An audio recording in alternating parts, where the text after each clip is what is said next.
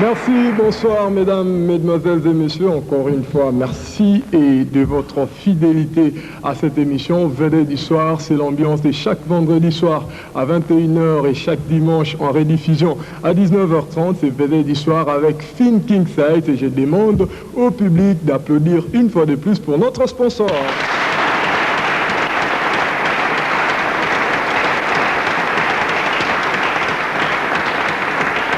Et si on parlait d'amour dans notre mission d'été soir à travers un album où la musique étonne et les paroles enchantent. Feu de l'amour, puisque c'est de cet album qu'il s'agit, est venu confirmer si besoin était les niveaux et la force de notre invité d'été soir qui est Jibin Piana de Wenge Musica BCBG.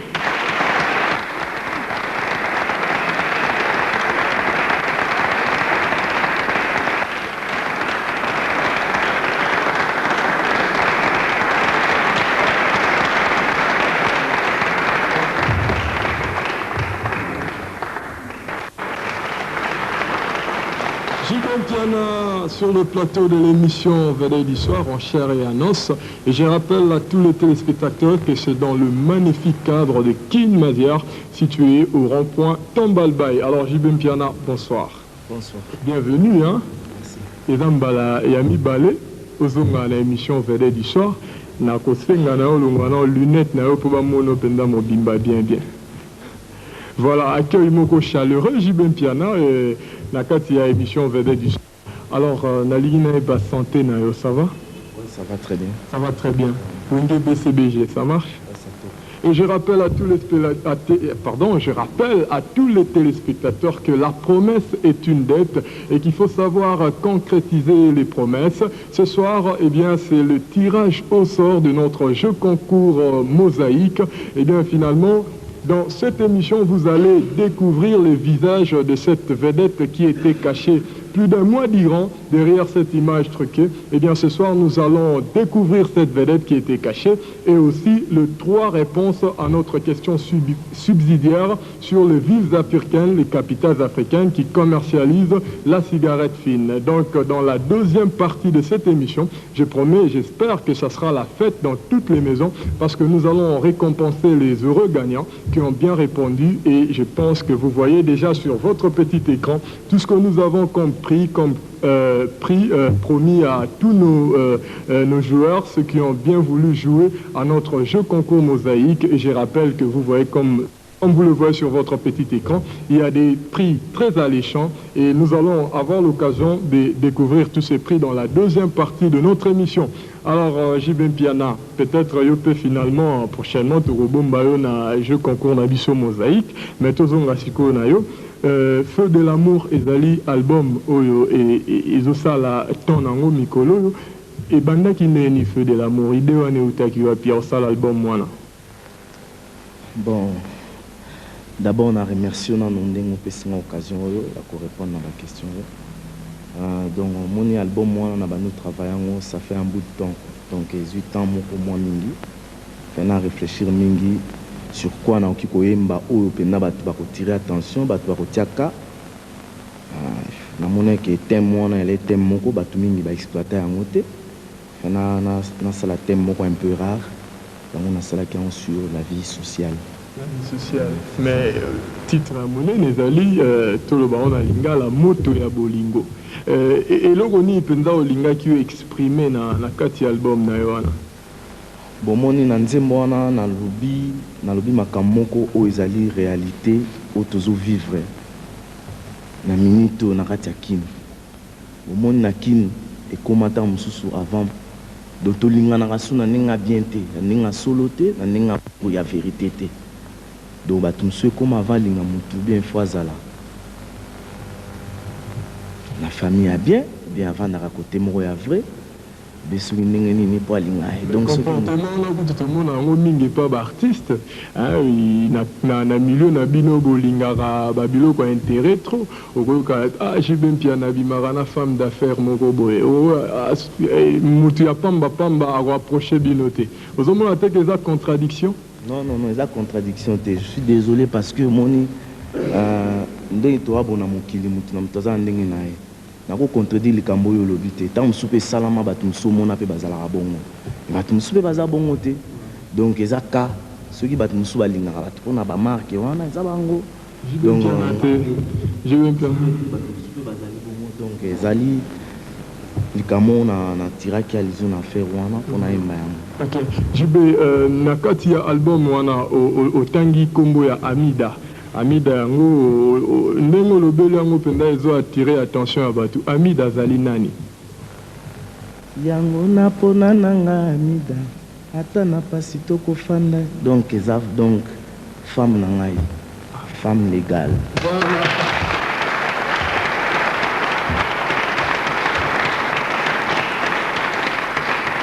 Un exemple à suivre, c'est rarissime de voir les artistes musiciens reconnaître d'une manière officielle et facile sur le petit écran leurs épouses. En tout cas, coup de chapeau à Jibem Piana. Alors, eloko moko lobaki yango pona et ceci cela. Ezaka po se pelisa batu bien pende zali eloko uti na motema na yo témoignage penza o la kisi ya bolingo epai na ye. Non bon, aza copine na ngate na bien. C'est ma femme, c'est une femme que j'ai épousée, donc c'est mon épouse. Donc on a ça la mariage naé, donc on a ponaé, attends n'a pas si tu refais ta biquet de tout là, attends Thompson de retourne là. Piana, et je rappelle que c'est grâce à Finn King Size. Alors JB Piana, Amida, Ucholo Belabiso, au botine Banaboni.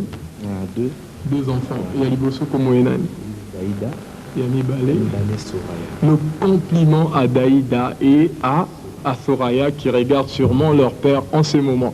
Alors, est-ce que l'album Mwana tout le monde parce que Nakati a Wenge, tu vas reprocher bino mingi que bon Wenge a plus orchestre et animation, contenu pendez à Amaka cité.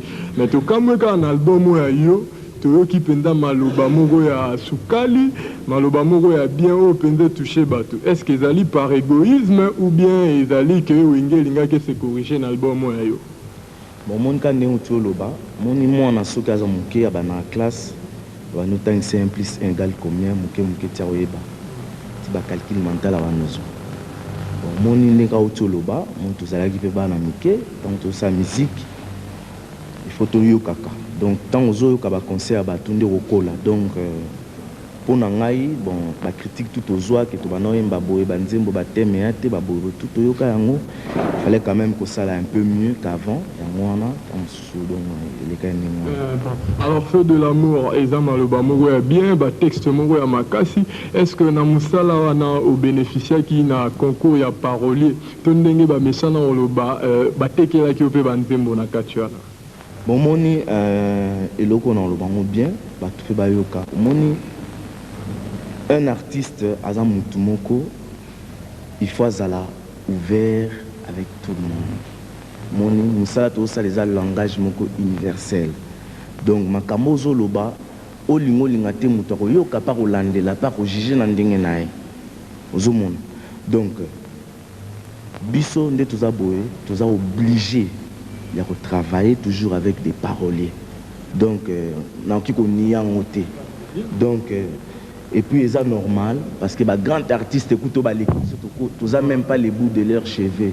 Michael Jackson, George Michael, travailler à parolier c'est normal donc. Mais pourquoi vous n'avez pas combattu net n'a fait de l'amour au travail quand on a nani?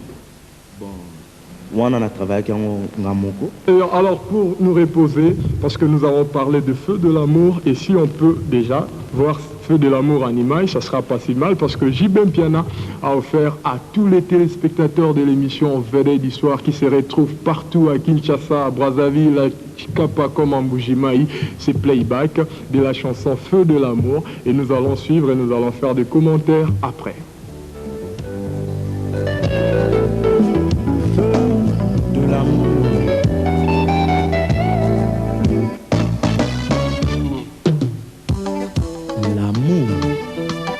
Est-ce aimer ou être aimé? Bien que l'amour soit le symbole d'un sentiment partagé, être aimé n'est jamais le signe d'un bonheur parfait.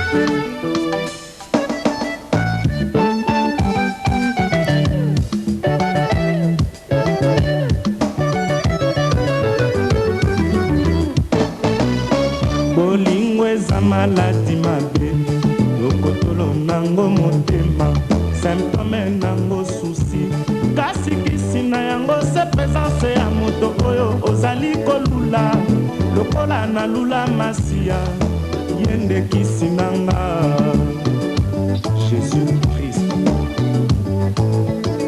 bolingo lokola maladie contagieuse tuna na bamoureux déçu tuna na baveuve d'amour surtout tuna badivorcé bakopesa yo témoignage na bango okoyoka mawa okoyoka ngolu okotikala stupéfait sekokamwakamwa mama sekoyimayima mama sekotuna tina nzambe akelalamu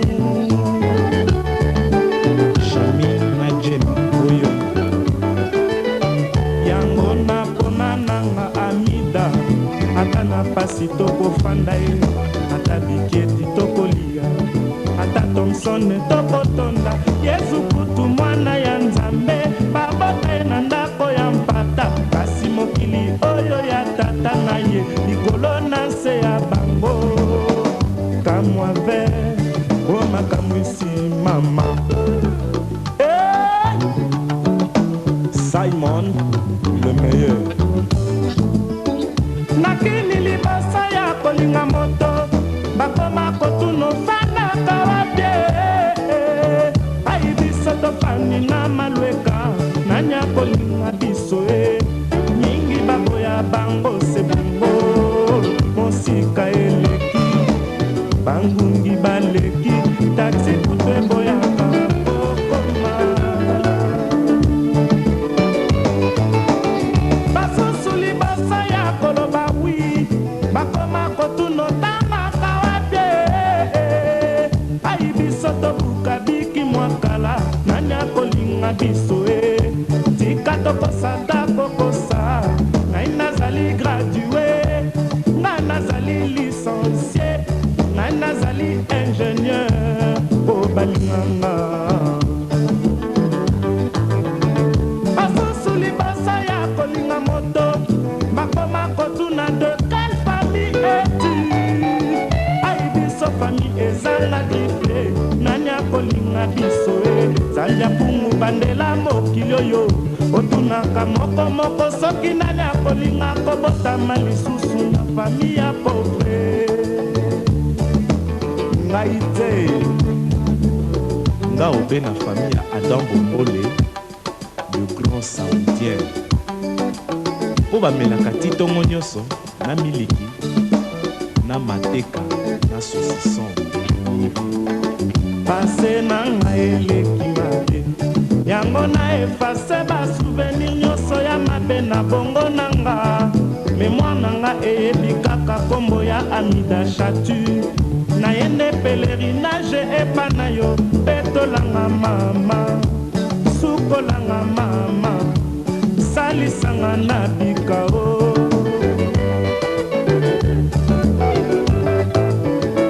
nalinga mindele pe bayindo mikuse milai nalinga mikepe minene kasi chancelier wapi alatisanga palata ata ya bronze na ntolo soi-disant ancien amoureux o ancien de sayo asalakala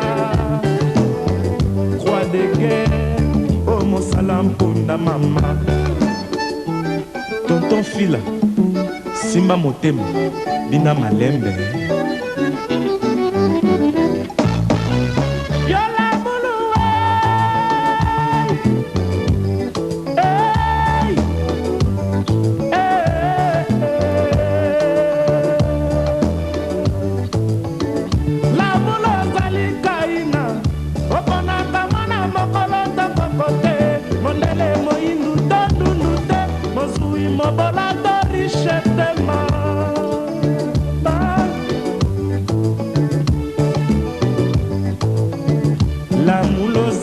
masanga mbila kulangwisinga na vino ya kolangwa tango wana nzambe mpungwe ata balobi ekomi trota otamboli bongo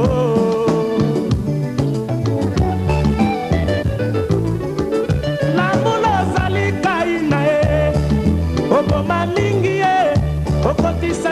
na se ya mabele moye ya kotanga bakomona bango nyonso ikeleve nakokoka te nakolala te mpo na mawa maya mise kotanganga nakolala te bolingo ezanga diplome ezanga palata misu nde eyulaka etindi monoko eloba kasi nzoto nde ememaka ngamo kolinga suka wapi rife makengo bamana yango batika yango jangandu kalokumu tope nini liti ebonja basusu kutu basonga nsima sami mikobi mingi kutu basengala pe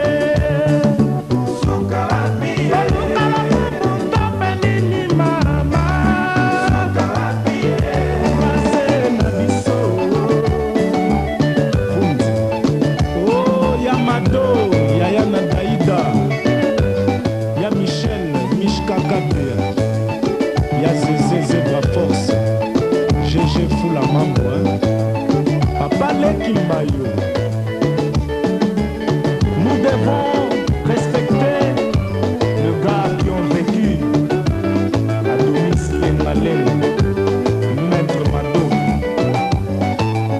Gino,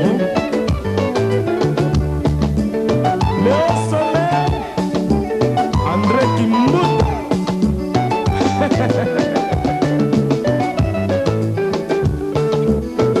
Femme d'affaires, Nancy, Debo Élysée, Mabanga Pamba Pamba.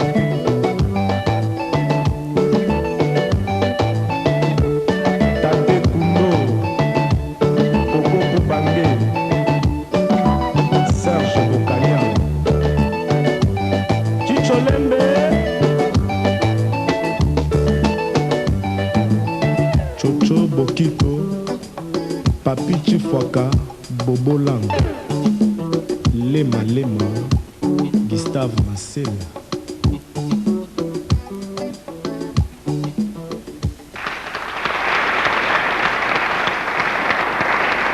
Motoya Bolingo, tiré de l'album Feu de l'amour de JB Mpiana, une belle chanson. Venons maintenant au leadership de JB Mpiana, les leaders charismatiques. JB, leader charismatique, wana. Ezali rôle bapesa yo ojouer na kati ya orchestre wenge muzika to ezali sobriquet moko boye kaka ozwa yango pe on posa yango na kati ya groupe. Bon, moni ezanga te. Eza banani? Ezanga te. Banani? Eza batu. Banani? Public, voilà. Moni ezanga te donc baloba mutu na mokili. Il faut bato mokili nde ba apprécier yo, bandima yo, ba peso valeur. So yo moko mutu mokili ko moloba nga na za nzambe, nga na za boye, na za boye. Eza na sens te. Pour bato ba considérer ngote, il faut bato mokili. Donc ezali public, ba fanatique, le peuple quinois, bango nde ba benganga leader. Charismatique. Ezali rôle wenge pesa ote. Dans Wenge, je suis le président. Voilà. Dans un président un mouvement donc bon, na tuni question là parce que Mikolo tozo sentir mon pepe moko mabe eza na kati ya wenge leader charismatique tozo mona neti boyo kanizate surtout pour la public hein ndengo ça l'allusion na peuple mona na wenge JB Mpiana hein leader charismatique ba mona rappel Hermoro Erason et na ba indiscrétion tozo nango na ba information na biso les courants ne passent pas apparemment entre yo na Erason. Est-ce que c'est vrai et qu'est-ce qu'il y a comme problème? Ben, enfin, il y a un problème, il y a un problème parce que il y a une surprise, quoi. Donc, problème est donc moi, ma conscience ne reproche de rien, donc il y a que tout va bien. Le monde bisonde tout ça donc ils ont soit amitié, comment qu'ils déco, donc ils ont famille, donc ils ont rabattu Anzela, l'homme de la rue, bateau balabala. Bangonde va raconter kaka. Bazo raconte. Et bongo mais là on a le affaire réalité. Et bongo look la teza look ni. Look bon. Bomoni na loba na fi na ngai na rolobela makamwa bilanga te. Au forme ezali.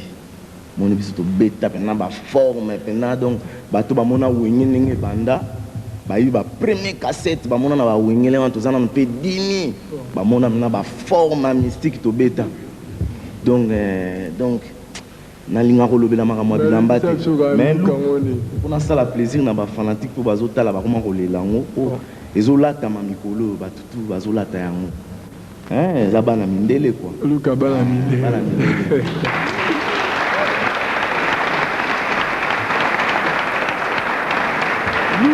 ya bana mindele na wenge bobimisaki luka Pentagone ezalaki école orchestre momebanda kolata luku wana tomonaki na production na bino mo bosalaki dernièrement look ya bana mindele ezalaki divisé en deux camps tomonaki werason balati ba costume bino na ba misusu batu na yo bolati batu no te mekaka batu ya mouvement bolati look na bino alors que na wenge bozaka ceux qui look ebimi po simba il faut bino nyonso bolatango stratégie ya orchestre ou bien pendezo tozozonga na point wana na tunaki ya liboso te bon omoni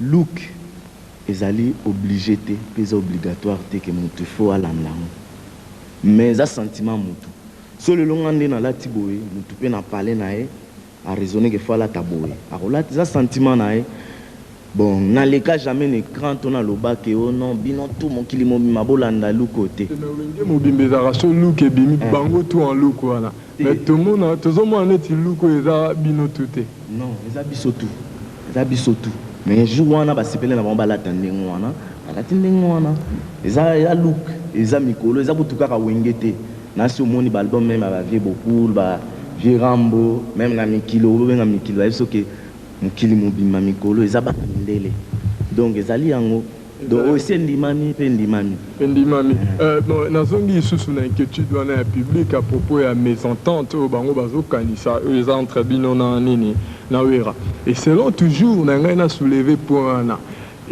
balobi ke nani jibe mpia nasombi pale na bandal pale wana nde mutu ezali à la base parce qu'en tant que président a détournaki soi-disant instrument moko boye bapesaki don asombelango pale na bandal yebisa na bato wana corriger o baokanisa enfin bon ngane naza boye bo excuse nga na terme mais naza quand même nazo éducation moko ya bien donc ne naza boye donc tant nazo éducation bapekisanga eloko moko koyiba te ne naza boye ebi koyiba te donc jamais na koyiba donc eza ba au monde ça dépend de l'éducation il y a bato bazwanga vraiment na yebi yango te quoi donc o makambo soki ndenge nini lelo nde toza boye ezala osombi immeuble osombi ndako osombi nini olingi osomba car soki nini c'est pour toi eza te ke lelo soki bien te na sali boye o soki nini eza c'est toujours l'homme de la rue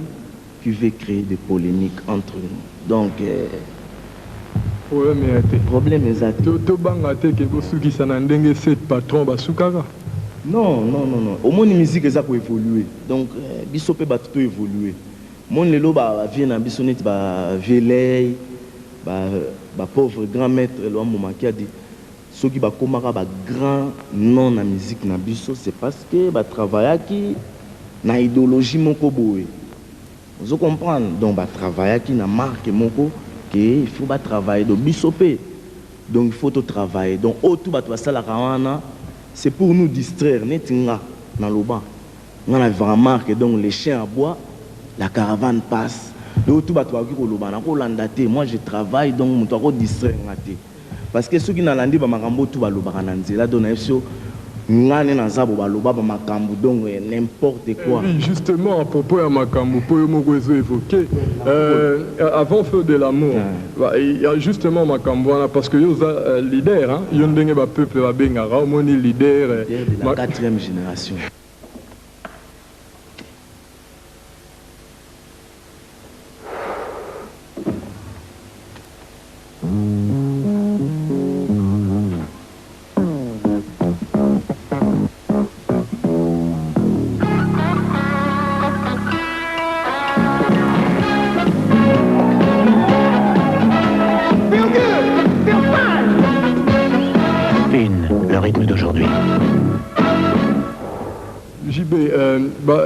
toujours à propos de la polémique, on a raconté. On dit aussi que JB, ce qui est album est bimi, il faut que Tandaku, Abima Alissus Bité, Moutoune Salah Alissus Biente, pour album et Kama. Ouais, il y a un autre c'est l'homme de la rue, mais on a Zaboé. Donc, Makamouana, donc, ça n'existait pas. Ma conscience n'a donc. Donc, JB Bela Libo Mate. Soki, na si bolanda émission mon asi Rolanda pour Oyoka. Même dans la chaîne tout. Oh, bien ta mon photo. Parce que so moi nous ta liboma. Faut qu'on ait ta photo pour prouver que non. Mais yo bata marana parler, mutu ta kota la yo moko kaka neni ba kango photo. Na lobi bon moni ezali étoile. Moni les étoiles. Baloba jette qu'une pierre à l'arbre qui porte des fruits. Donc na minute oyo. Non, je suis incontournable. Donc, Nous allons souffler en musique. Et c'est toujours avec l'album Feu de l'amour. J'espère qu'au côté de la Kiango Palais, tu peux aussi me mystique. Hein? Voilà. Bien photo, bien la meilleure photo de l'année. Nous allons danser Bindombolo avec JB Piana et nous allons nous retrouver tout de suite.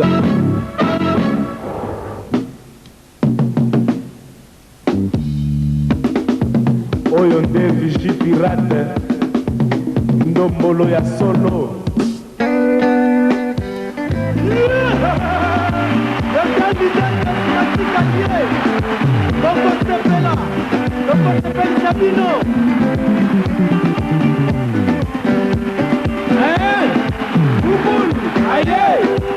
c'est vrai.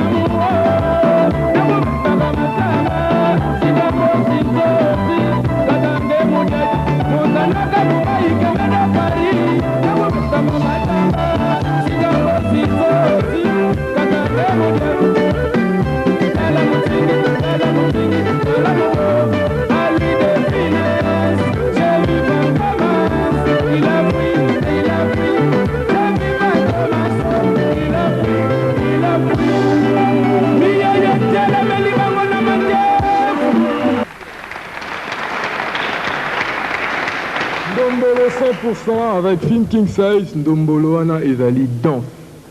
Ezali Danse naza surcréé par Bato Bamesanga Robimisa. Yo zui titre wana opesi na nzembo na yo. bolobela droit d'auteur trop. Est-ce que mon qui colo danse? Est-ce que fait ça qui est moi pourcentage dans des mots qui comme on a ndombolo tchena nzembo na yo? Bon, arrive c'est le moko batuazo landa bayoka. Danse wana ndombolo ali créé par biso moko. Mais ya danse mutu te na si au mona pe mutu mota leka quelque part a déclaré que ya danse na même appellation on les appellations na biso moko to pesango. Ndombolo pas na biso ça veut dire la joie, eza esengo. Donc dans le bas, ils ont carrément tout le bar à lingala na barbo kaka. Donc il a langage moko ya biso. Et sangondombolo c'est la joie. Nasir et le quoi na soki besoin yo beta yo mona rati mfundo. Donc c'est la joie. Donc il y a on a écrit la joie. C'est la joie. Voilà, et maintenant nous allons passer à une série de reportages avant d'aboutir à l'heure du cœur. Nous allons voir les gens, nous avons baladé notre caméra partout à Kinshasa et surtout dans les kermesses pour poser aux gens des questions pour qu'ils donnent leur avis et considérations sur l'artiste musicien JB Mpiana et nous allons le regarder.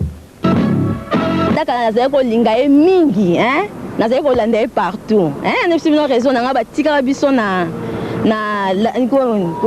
féliciter ti 3 heures bakobeta na sel batiki biso ka ndenge wana partir wana en tout cas na perda guti lelo na sepela mingi ba JB Mpiana parce qu'ayembaka bien et puis aza aimable aza généreuse aza gentil.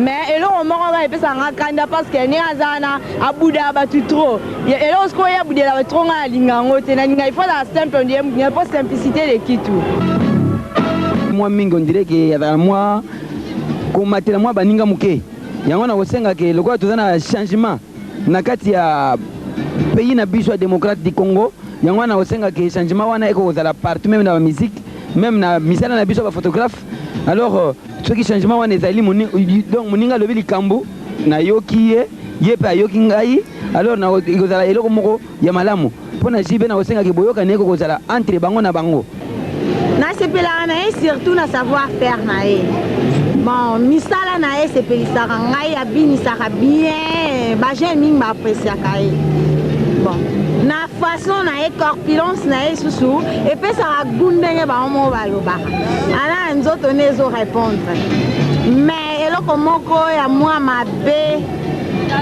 eloko moko ya malamu mingi te ezali likambo ya basi alembisa nde likambo ya basi sino te aobebisa nzoto na ye avant que avis du public sur la carrière que mène JB Mpiana. Femme qui c'est un reportage voilà à le bielo moko important hein aux anons à savoir-faire mais des côtés bassi il faut l'embissa. Tu as été coco ça appelle Amida. Bon en tout cas moni enseigné maman na merci mingi pour na conseil na yo qui remarque na mais moni c'est pas dit que sont entourés de filles et de femmes que bazara basina ou non. Moi je suis artiste donc musala na biso ça va de pair avec des femmes donc au basi bazala po izala bien mais kita yo mutu oyo bakara yo moko ningo kotambola donc et les autres balobi batumisu balobi que il faut en général au salara non ni bien mais il faut tika ko matela baninga ozomona te impression ezozonga rara bon pour na papa na utulu bana aebinga bien te na moni ajija biso na musika janga surtout parce que je parle de moi et émissions na nazali donc en banga doit janga na musika na asir lelo soki tamso azomona gloire na ngai c'est parce que nga na ebi komi kitisa quoi donc je suis toujours humble na si mikolo bozoka batutu bazoloba humble donc nga na ebi kozwa mututu na valeur donc ezala moteki nguba ezala moteki makasu ezala sirère donc on a une valeur nae donc ezate que parce que nga na zaboé na donc na ebi mutu oyi alobi nga na matela raté question na loba ki lelo nga na mitia pena ki JB na mutu ke JB pena na tiango na mutu na ngai ndeta mususu donc na soana batute mais na ebi komi kitisa donc po baloba soko mi kitisi Nzambende à Rotombola. Et voilà, nous allons passer à notre rubrique, l'air du cœur. Et là, nous allons voir comment est-ce que les gens expriment leurs sentiments sur JB Piana à travers les chansons telles que Feu de l'amour, je sais pas, IOA, Banze Mono, Kitoko Sala, Torotala Bango, et puis Torozonga Awa, Toroyembana public, parce que nous sommes sûrs que nous sommes témoigner sympathie na bango à travers ba œuvre na yo. Nous allons regarder l'air du cœur. Leki mabe yango na effacer ba souvenir nyonso ya mabe na bongo nanga mémoire nanga eyebi kaka kombo ya Amida Chati na ende pèlerinage epa na yo peto langa mama suko langa mama salisanga na bika o la vie au bois noir banyo kolokomo baliboete akoué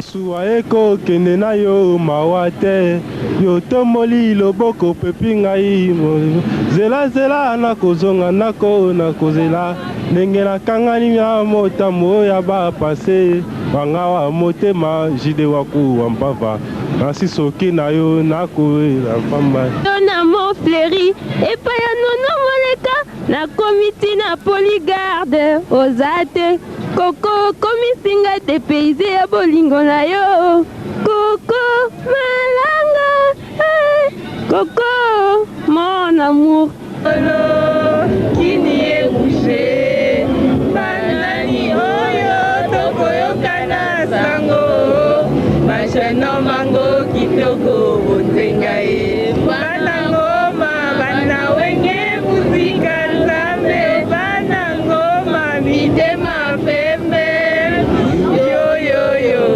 yo yo yo tarabe yo yo yo yo yo yo papa ngana la lide mama sikini mama ngana la lide yango kuna la luka luka luka ke ba boite nyonso ki na monite na ke reflexe na monite na ke ko umeo bio na monite na ke na reflexe na ke na atmosphère na tuni braya zézé à monite na tuni rythme d'aujourd'hui.